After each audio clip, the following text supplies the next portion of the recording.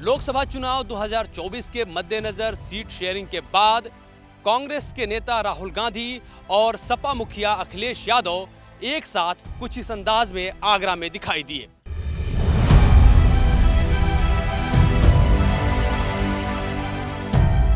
इन तस्वीरों को देखने के बाद सोशल मीडिया पर कुछ लोग सवाल उठा रहे हैं कि क्या यूपी में यह साथ पसंद है, क्योंकि 2017 यूपी विधानसभा चुनाव में अखिलेश यादव और राहुल गांधी एक साथ आए थे। तब यह नारा दिया गया था कि यूपी में यह साथ पसंद है। यह नारा लोगों की जुबान पर तो खूब चढ़ा, लेकिन वोटरों को पोलिंग बूथ तक लाने में कामयाब नहीं रहा था। हालांकि अब साल 2024 है और चुनाव लोकसभा का है। आगरा में अखिलेश यादव और राहुल गांधी के साथ प्रियंका गांधी भी थी। कैमरे पर इन नेताओं की केमिस्ट्री काफी अच्छी दिखी, लेकिन अब देखना है कि रणनीतिक तौर पर इन दोनों गुटों का कैसा रवैया रहने वाला है। न्याय यात्रा राहुल गांधी का है, लेकिन जब अखिलेश यादव इसमें शामिल हुए तो उन्होंने कहा कि वह न्याय यात्रा को बतौर पीडीए यात्रा के तौर पर देख रहे हैं और इसमें शामिल होने जा रहे हैं। दरअसल अखिलेश यादव पीडीए यानी कि पिछड़ा, दलित और अल्पसंख्यक नाम से एक अपनी कैंपेन छेड़े हुए हैं।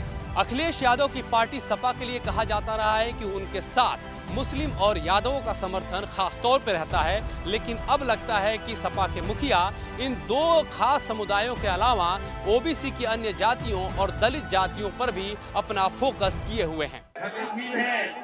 ये इंडिया गठबंधन और पीडीए की लड़ाई एनडीए को हराने का काम करेगी। ये पीडीए जहां आवाज उठाएगा वहां भारतीय जनता पार्टी का सफाया होगा।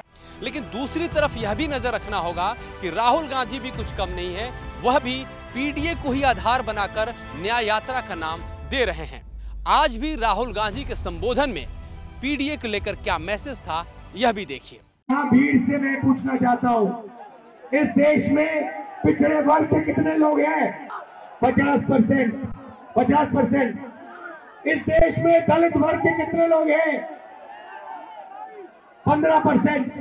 इस देश में माइनॉरिटी सारी की सारी मिला दो, मुसलमान, सिख, ईसाई कितने, जैन कितने हैं? 15%। 50 और 15 कितना हुआ?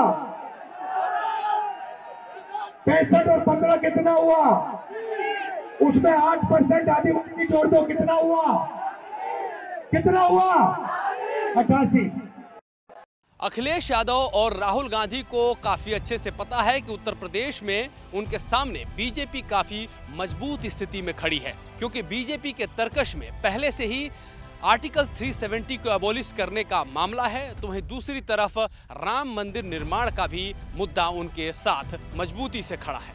ऐसे में ये दोनों ही नेता खास तौर पे पिछड़ा, दलित और अल्पसंख्यक वर्ग को टारगेट कर रहे हैं। हालांकि अगर देखा जाए तो बीजेपी के नेता जेपी नड्डा ने इससे पहले राहुल गांधी पर इसी मामले को उठाने को लेकर तंज भी कसा था कि उनकी सरकार को होते हुए अभी तो मात्र 10 साल हुए हैं, लेकिन अगर कहा जाए कि जो पिछड़े दलित, इनका प्रतिनिधित्व बड़ी बड़ी नौकरियों में और बड़ी बड़ी कंपनियों में क्यों नहीं है, तो इसमें काफी समय लगता है।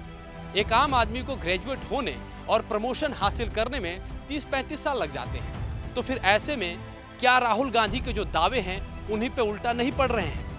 हालांकि चुनाव में बहुत सारे वादे होते हैं, दावे भी होते हैं, उनका निरीक्षण भी किया जाएगा, लेकिन फिलहाल अगर देखा जाए तो इन दोनों नेताओं के साथ आने से लड़ाई में रोमांच तो जरूर आ गया है। वीडियो जर्नलिस्ट रेहान खान के साथ मैं अमृत तिवारी, विस्तार न्यूज, दिल्ली।